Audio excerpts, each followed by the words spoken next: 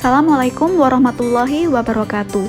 Saya Azalia Isa Fadila dari NIM 022023143025 dari kelompok 3 akan menyampaikan mengenai prosedur desensitisasi.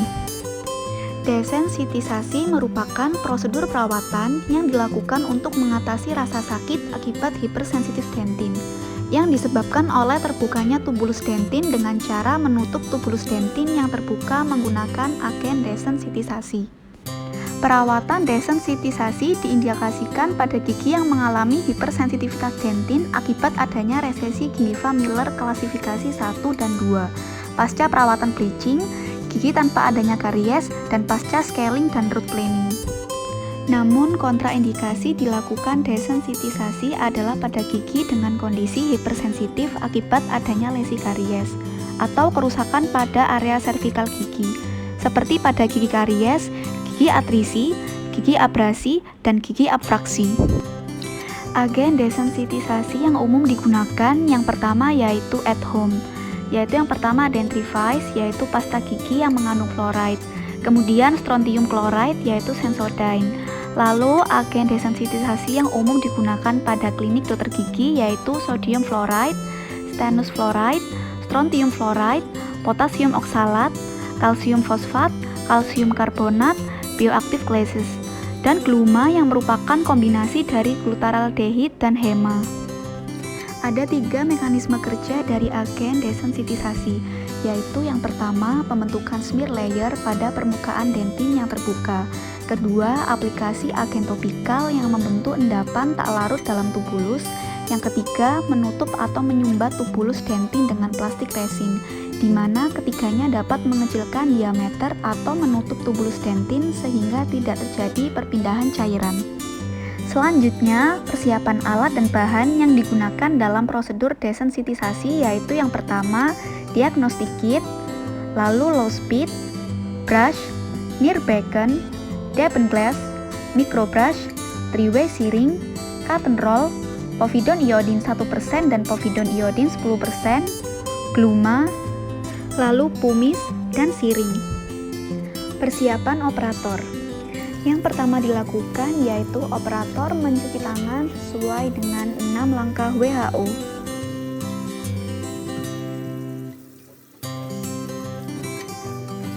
Selanjutnya, operator menggunakan APD level 3. Yang pertama yaitu menggunakan handscoon lapis pertama, lalu headcap, masker N95, masker 3 lapis, hazmat, goggles, menutupi hoodie hazmat, face shield, shoe cover, apron overall, handscoon lapis kedua.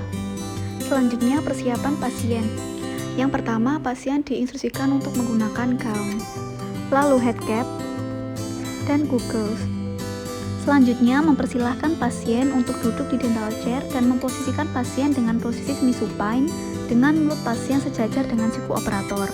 Pasien diinstruksikan untuk berkumur menggunakan povidone iodine 1% selama 30 hingga 60 detik dengan teknik gargling. Selanjutnya, prosedur desensitisasi agent. Yang pertama, melakukan oral profilaksis atau pembersihan gigi dengan brush dan pumice dengan cara mengoleskan pada permukaan gigi dengan brush yang dipasang di low speed.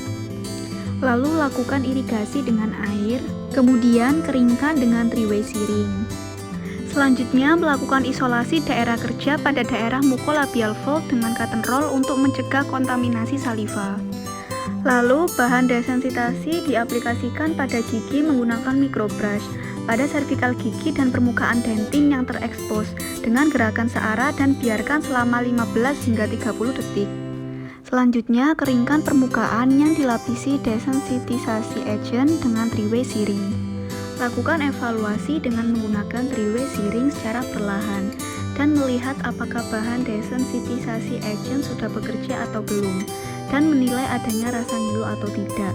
Jika masih nyeri, dilakukan pengaplikasian desensitisasi agent kembali. Selanjutnya, melepaskan blokade cotton roll. Setelah melakukan prosedur desensitisasi, yang selanjutnya yaitu memberikan komunikasi, informasi, dan edukasi pada pasien. Yang pertama yaitu pasien diinstruksikan tidak berkumur, makan dan minum 1 jam setelah tindakan, lalu menjaga oral hygiene dengan menyikat gigi 2 kali sehari dan menggunakan dental floss setelah menyikat gigi. Kemudian selanjutnya yaitu melakukan kontrol 7 hari setelah perawatan. Selanjutnya, teknik menyikat gigi modified Stillman technique.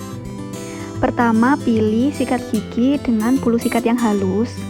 Kemudian, sikat gigi diarahkan 45 derajat terhadap servikal gigi dan sikat gigi satu arah dari servikal ke insisal. Lalu, pada bagian oklusal, sikat gigi dilakukan satu arah ke arah luar mulut. Lalu, membersihkan bagian lidah. Pemakaian dental floss. Dental flossing dilakukan setelah menyikat gigi dengan dental floss sepanjang kurang lebih 30 cm. Lalu dililitkan pada ibu jari kanan dan kiri.